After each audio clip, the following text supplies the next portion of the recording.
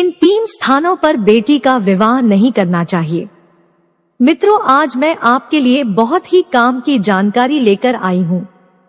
बस आपसे निवेदन है कि वीडियो के अंत तक बने रहे। मित्रों, 3 स्थानों पर बेटी का विवाह नहीं करना चाहिए। वे 3 स्थान कौन कौन से हैं? हर माता पिता चाहते हैं कि उसकी बेटी अच्छे घर परिवार में जाए और सुखी जीवन व्यतीत करे। माँ बाप अपनी बेटी के लिए एक अच्छे घरवर की खोज करते हैं और सुखी संपन्न घर में बेटी का विवाह करके बड़े प्रसन्न होते हैं कि चलो, बेटी के ही अधिक चिंता थी क्योंकि उसे पराए घर जाना था। बेटी अच्छे घर में पहुंच गई है, अब हमारी सारी चिंताएं दूर हो गई। बेचारा पिता कर भी क्या सकता है, अपनी बेटी के लिए न्याय मांगते मांगते कोर्ट कचहरी के जीवन भर चक्कर काटता रहता है।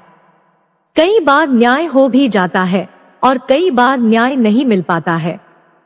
आखिर मन मारकर बैठने के अतिरिक्त उसके पास कोई विकल्प नहीं रहता। बेटी भी चली गई और कोर्ट कचहरी के चक्कर भी लगाते हैं। बेटी जीवित थी तो उसकी खुशियों के लिए दौड़ता रहा और बेटी मर गई है तो उसके न्याय के लिए दौड़ रहा है। दौड़ते दौड़ते बाल पक गए, शरीर पर झुर्रियां पड़ गई और एक दिन सांसें थम जाएंगी। सब कुछ खत्म हो जाएगा। कितना संघर्ष भरा है एक पिता का जीवन, इसलिए ध्यान रहे एक बेटी के पिता की इस कथा को समझकर चलना। बेटियां तो विधाता ने आपको भी दी होगी। अपनी बेटी से ही अनुमान लगा लेना कि दूसरे की बेटी के माता पिता का क्या हाल होगा। हर बेटी के माँ बाप को आज मैं एक महत्वपूर्ण संदेश दे रही हूँ जो आपके लिए, आपकी बेटी के लिए हित भरा हो सकता है। आइए इस कहानी के माध्यम से समझते हैं कि बेटी का किन किन स्थानों पर ब्याह नहीं करना चाहिए। मित्रों, किसी नगर में एक कृपाराम नाम का निर्धन व्यक्ति रहता था। उसकी एक बहुत सुंदर 16 वर्ष की बेटी थी जिसका नाम था लज्जावती। कृपाराम अपनी इकलौती बेटी से बहुत ही प्यार करता था। लज्जावती बहुत ही होशियार और होनहार लड़की थी। वह रोजाना विद्यालय जाती है और विद्यालय से लौटकर अपने पिता को खाना पहुंचाने जाती थी। उसका पिता कृपाराम एक सेठ के यहाँ मजदूरी करता था। लज्जावती जब भी खाना लेकर जाती तो सेठ उसे खूब गौर से देखता था और सोचता था कि यह लड़की बड़ी ही सुंदर और बुद्धिमान, सुशील और संस्कारी लग रही है, क्यों ना इसे मैं अपने घर की बहू बना लूं। मुझे अपने बेटे की शादी तो कहीं ना कहीं से करनी ही है, उसका क्या पता वो कैसे विचारों की होगी। कहते हैं, घर की स्त्री यदि पढ़ी लिखी और संस्कारी हो तो घर स्वर्ग बन जाता है और यदि वो कुविचारों वाली आ जाएगी तो वही घर नर्क बन जाता है। घर में अशांति और कलेश फैले रहते हैं। सेठ सोचने लगा कि लज्जावती तो मेरी देखी हुई है, इससे अधिक अच्छे विचारों की बहू मेरे लिए नहीं मिल सकती है।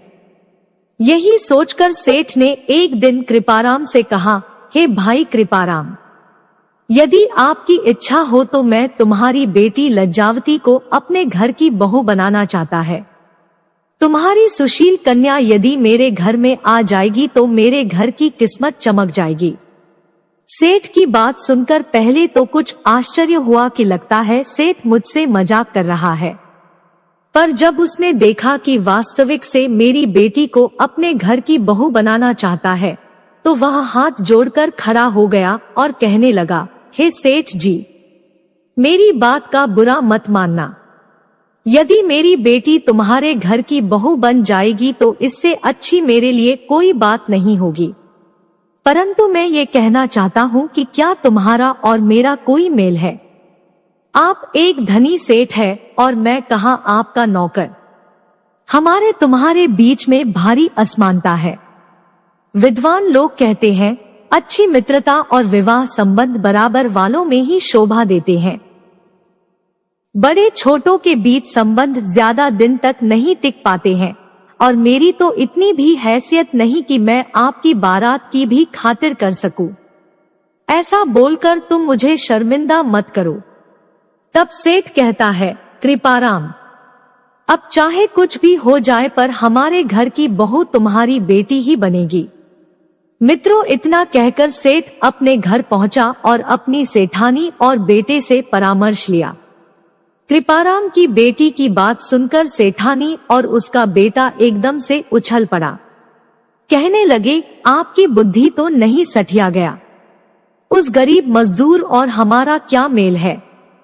वह मजदूर भला हमारे लिए क्या दे सकता है?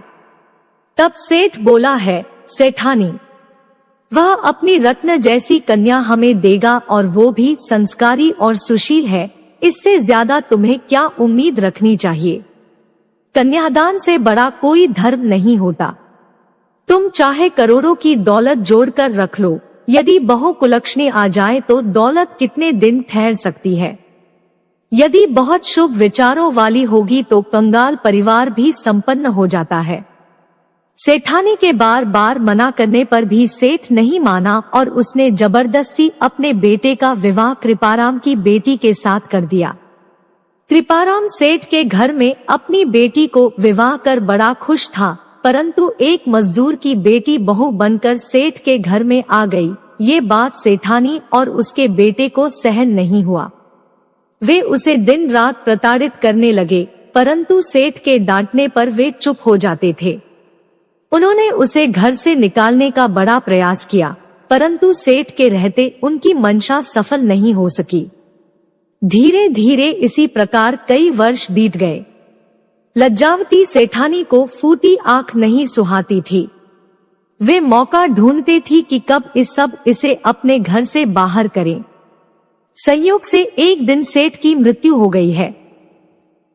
सेठ के मरने के बाद सेठानी और उसके बेटे ने एक योजना बनाई कि क्यों ना बहू को जहर देकर मार दिया जाए और फिर सेठानी अपने बेटे का विवाह किसी धनी परिवार से कर लेगी। उन दोनों ने लज्जावती को मारने का निश्चय कर लिया।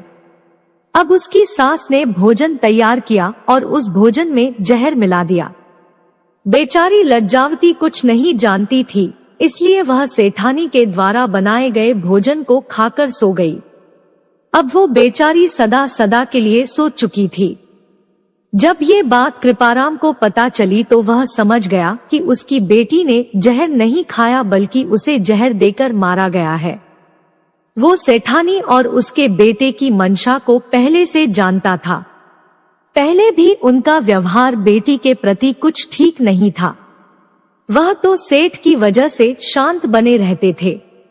बेचारा कृपाराम पुलिस के पास पहुंचा और बेटी की हत्या की बात कही, पर सेठानी ने पहले से साठगांठ कर रखी थी, इसलिए पुलिस ने आत्महत्या का केस बना दिया।